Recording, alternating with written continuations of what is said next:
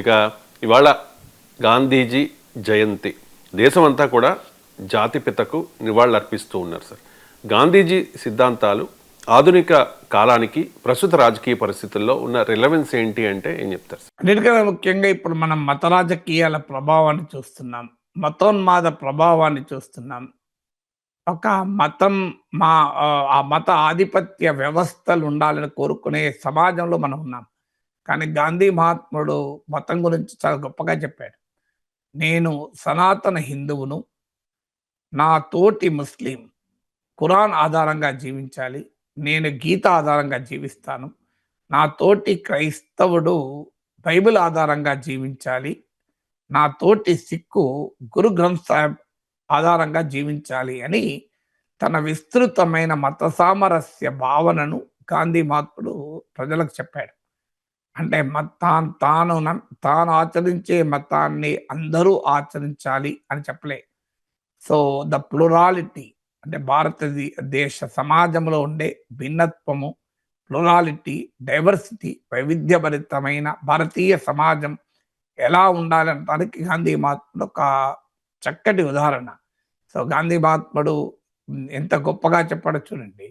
తాను హిందూ ధర్మాన్ని ఎలా ఆచరిస్తానో వారు తమ తమ ధర్మాల్ని కూడా అలాగే ఆచరించాలి అని. సో ఆ విస్తృతమైన సామరస్య ధోరణి ఇప్పటి సమాజానికి చాలా కీలకం. ఇక్కడ మతం పేరిట ఉద్రిక్తతలు, ఉన్మాదాలు, మతం పేరిట రాజకీయాలు జరుగుతున్న సమయంలో మనం జీవిస్తున్నాం కనుక సో గాంధీ మహాత్ముడు మతం పట్ల ప్రవచించినటువంటి ఉన్నతమైన విలువలు మనకు ఆదర్శం. రెండవది గాంధీ మహాత్ముడు చెప్పినటువంటి అహింస, అలాగే సత్యాగ్రహ, ఇది పిరికివాడి లక్షణాలు కాదు. అది బలవంతుని క్యారెక్టర్స్ అవి. ఎందుకంటే గాంధీ మహాత్ముడు అంటాడు, బ్రిటిష్ సామ్రాజ్యవాదంపై పోరాడడం అంటే బలమైన శత్రువుతో పోరాడే సమయంలో బలహీనుల ఆయుధము అహింస, సత్యాగ్రహ అంటారు. గాంధీ మహాత్ముడు అందుకే భారతదేశాన్ని మాత్రమే ప్రభావితం చేయలే, ప్రపంచాన్ని ప్రభావితం చేశారు. నెల్సన్ మండేలా జైల్లో ఉన్న సమయంలో మండేలాని అడుగుతారు, మీరు జైలు నుంచి విడుదలయ్యాక ఎక్కడికి వెళ్తారు అంటే గాంధీ మహాత్ముడు నడియాడిన గడ్డ పైన భారతదేశానికి వెళ్తాను, గాంధీ మహాత్ముడు పుట్టిన భూమిపైకి అని అంటాడు. అలాగే ప్రెసిడెంట్ ఒబామా అమెరికా అధ్యక్షుడు భారత పార్లమెంట్ను ఉద్దేశించి ప్రసంగిస్తూ అంటాడు, మా దేశానికి చెందిన ఒక యంగ్ ప్రీచర్, యువ ప్రచారకుడు భారతదేశానికి వచ్చి ఇక్కడ గాంధీ మహాత్ముని ఆలోచనల చేత ప్రభావితుడై మా దేశంలో నల్ల జాతీయుల పౌర హక్కుల కొరకు పోరాడి ఉండకపోతే అమెరికా అధ్యక్షుడిగా నేను ఈరోజు భారత పార్లమెంట్ ముందు నిలబడి మాట్లాడేవాడినే కాదు అంటాడు. అంటే మార్టిన్ లూథర్ కింగ్ గాంధీ బోధనల చేత ఇన్ఫ్లుయెన్స్ అయి నల్ల జాతీయుల హక్కుల కొరకు పోరాడిన తీరు తను ఒక ఆఫ్రో అమెరికన్ అయిన బరాక్ ఒబామా ఎలా ప్రెసిడెంట్ కావడానికి దోహదం చేసేది చెప్పాడు.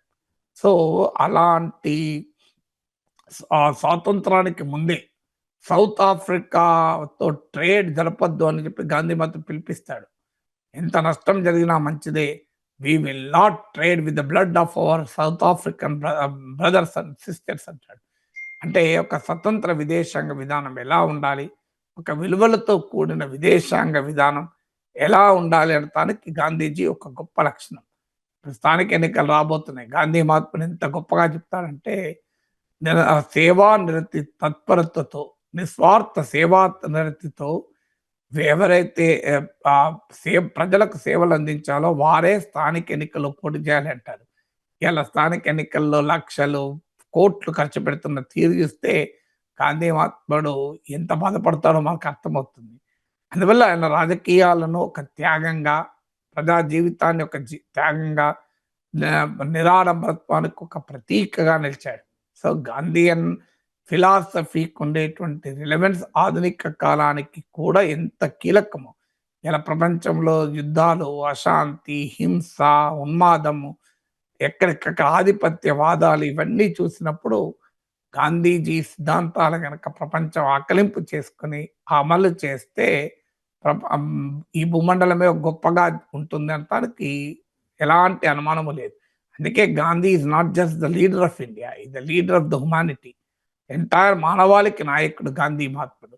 సో గాంధీజీ తాత్విక చింతన ఏ తాత్విక చింతనైనా ఆధునిక కాలానికి అనుగుణంగా మార్పులు చేర్పులు చేసుకోవాల్సిందే. ఇప్పుడు గాంధీ ట్రస్టీషిప్ మోడల్ అని చెప్తాడు. అంటే బాగా డబ్బున్న వారు స్వచ్ఛందంగా తమ సంపదను ఇచ్చివేయాలి అని అంటాడు. అది ప్రాక్టికల్‌గా సాధ్యమయ్యే పని కాదు. సో కావచ్చు. అందువల్ల ప్రతి సిద్ధాంతంలో ప్రతి అంశము ఆధునిక కాలానికి అన్వయించుకుంటామా అంటే అవసరమైన మార్పులు, చేర్పులు చేసుకోవాలి. బట్ కోర్ ఫిలాసఫీ ఆఫ్ గాంధీయిజం అయితే ఈవెన్ టుడే రిలవెంట్ గానే ఉంటుంది.